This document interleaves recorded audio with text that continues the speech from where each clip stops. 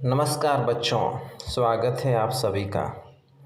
जैसा कि आप देख पा रहे हैं, आज हम मूस की मजदूरी अध्याय के शब्दार्थ और प्रश्न उत्तर करेंगे। हमने इस चैप्टर को अच्छे से पढ़ लिया है। जिन्होंने नहीं देखा है वो पिछले वीडियो में देख सकते हैं। चलिए स्टार्ट करते हैं। शब्दार्थ आज हम करेंगे शब्दार्थ और प्रश्नोत्तर। इन शब्दों के अर्थ को ध्यान से पढ़ो और याद करो। आपको पढ़ना भी है और याद भी करना है। मूस, आप जानते हैं मूस का मीनिंग है, मतलब है चूहा।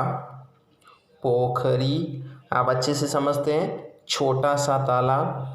तालाब के छोटे रूप को पोखरी कहते हैं।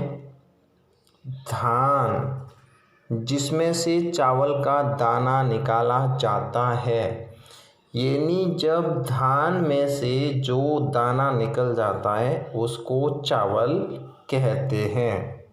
मेहनताना, मेहनताना कहते हैं मजदूरी, यानी कुछ लेने के बदले कुछ काम करना, यानी हम पैसे लेने के लिए कुछ काम करते हैं तो पैसे दिए जाते हैं। इसी प्रकार कुछ ऐसा काम करना, उसके बदले में कुछ लेना, उसे बोलते हैं मेहनताना।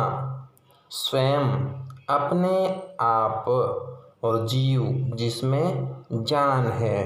तो यहाँ पे चूहे को जीव कहा गया है, जिसको हमारी पोएम में या इस स्टोरी में मूस जिसको बोला गया है।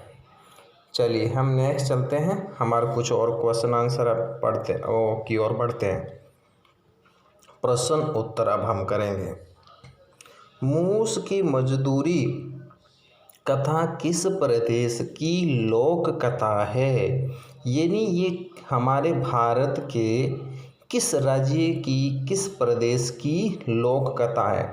उसका उत्तर है मूस की मजदूरी नागालैंड प्रदेश की लोक कथा है। हमने देखा था कि ये नागा लोक कथा है। सबसे पहले आदमी ने धान का पौधा कहाँ देखा?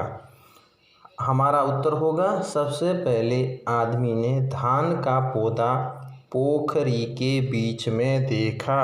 और पोखरी का मतलब आप जानते हैं, हमने अभी ये पढ़ा, छोटा सा तालाब को पोखरी कहते हैं। जैसे एक यहाँ पे मैं शब्द लिख रहा हूँ पोखर। पोखर का यदि लिंग भी चेंज करने को बोले तो पोखर का क्या हो जाएगा? पोखरी। पोखर का मतलब है तालाब और पोखरी का मतलब है तालाब का छोटा रूप। चलिए हम करते हैं नेक्स्ट क्वेश्चन। आदमी के लिए धान तक पहुंचना कठिन क्यों था? यानी आदमी धान तक क्यों नहीं पहुंच पा रहा था? उसका क्या रीज़न है?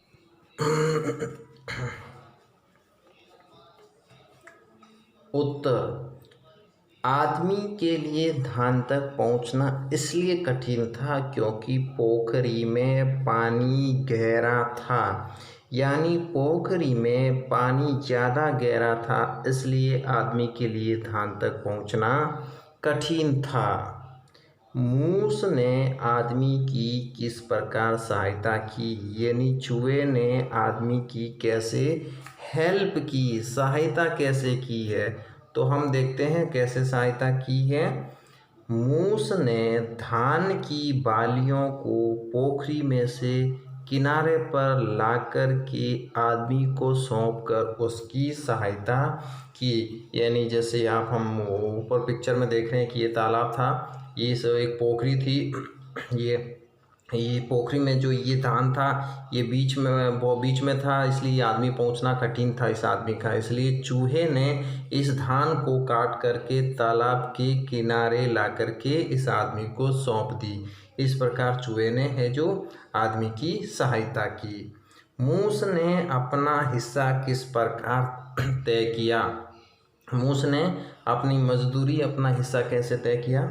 मूस ने आदमी से कहा कि इस समय मैं अपना हिस्सा नहीं ले सकता क्योंकि मैं बहुत छोटा हूँ और मेरा सिर भी बहुत छोटा है, इसलिए मैं आपके घर आता रहूँगा और मेरा हिस्सा खाता रहूँगा। इसीलिए कहा जाता है उसके बाद ये जो मूस है, चूहा है, हमारे घर में आता है और धान खाता है। तो बच्चों ये थे आज के प्रश्न उत्तर मूस की मजदूरी के अध्याय के। तो कैसा लगा आपको?